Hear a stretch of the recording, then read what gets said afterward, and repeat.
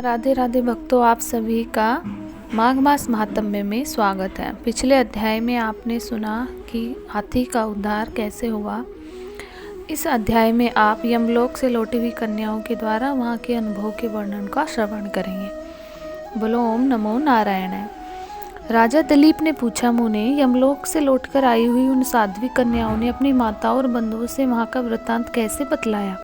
पापियों की यातना और पुण्य आत्माओं की गति के संबंध में क्या कहा? मैं पुण्य और पाप के शुभ और अशुभ फलों को विस्तार से सुनना चाहता हूँ। वशिष्ठ जी बोले, हे राजन, कन्याओं ने अपनी माताओं और बंधुओं से पुण्य पाप के शुभ अशुभ फलों के विषय में जो कुछ कहा, वे जो का तो तुम्हें बतलाता हूँ। कन्याओं ने कहा, माताओं, यमलोक बड़ा ही घोर और भय उत्पन्न करने वाला है। वहाँ सर्वदा चारों प्रकार के जीवों का विवश होकर जाना पड़ता है।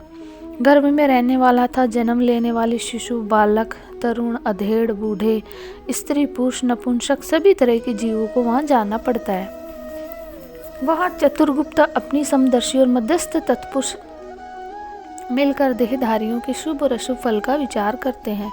इस लोक में जो शुभ कर्म करने वाले कोमल हृदय दयालु पुरुष हैं, वे सौम्य मार्ग से हम लोक में जाते हैं और नाना प्रकार के दान और व्रतों में संलग्न रहने वाले स्त्री पुरुषों से सूर्य नंदन यम की नगरी भरी है।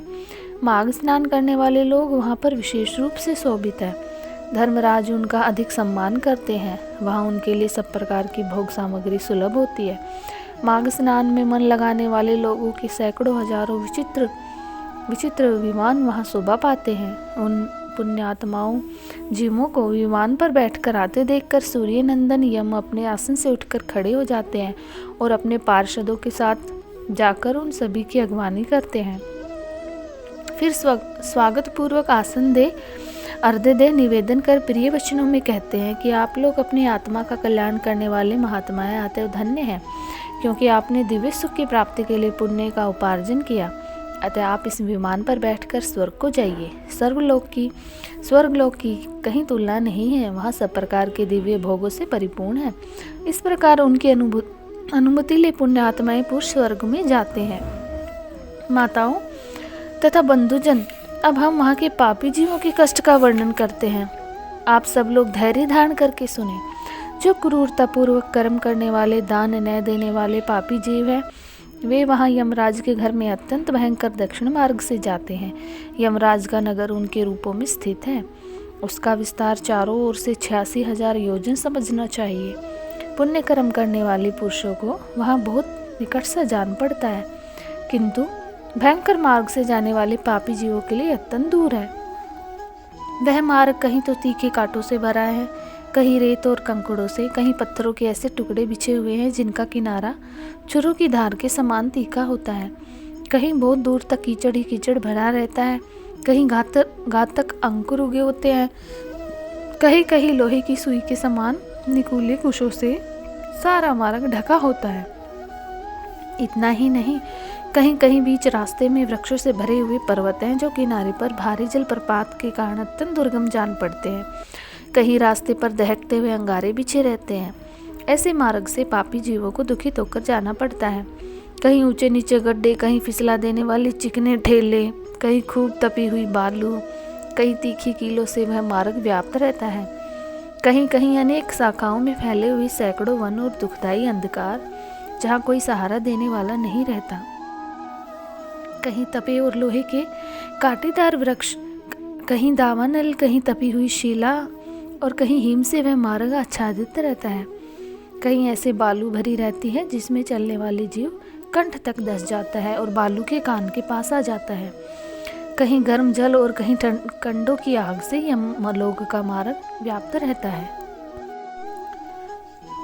वे पापी जीव पीप और रक्त बहाते हुए घाव से पीड़ित होते हैं और कीड़ों से डसे जाते हैं। इस प्रकार उन्हें विवश करके यमलोक में ले जाया जाता है। वे भूख प्यास से पीड़ित होकर अन्न और जल मांगते हैं, धूप से बचने की छाया के लिए प्रार्थना करते हैं और शीत से व्यथित होकर तपने के लिए अग्नि मांगते हैं। जिन्होंने उक्त वस्तुओं का दान नहीं दिया होता, वे उस पाथ्य रहित पथ पर इस प्रकार कष्ट सहते हुए यात्रा करते हैं। इस प्रकार अत्यंत दुख में मार्ग से चलकर जब वे प्रेतलोक में पहुंचते हैं, तब दूत उन्हें यमराज के आगे उपस्थित करते हैं उस समय वे पापी जीव यमराज को भयानक रूप में देखते हैं।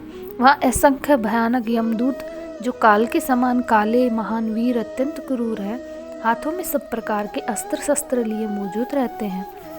ऐसे ही परिवार के साथ बैठे हुए यमराज चित्रगुप्त को पापी जीव अत्यंत भयंकर रूप में दिखते हैं।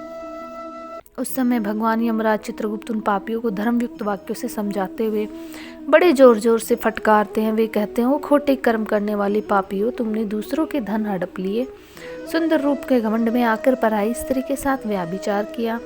मनुष्य अपने आप जो कुछ कर्म करता है वह स्वयं ही भोगता है। फिर तुमने अपने ही भोग के लिए पाप कर्म क्यों किया?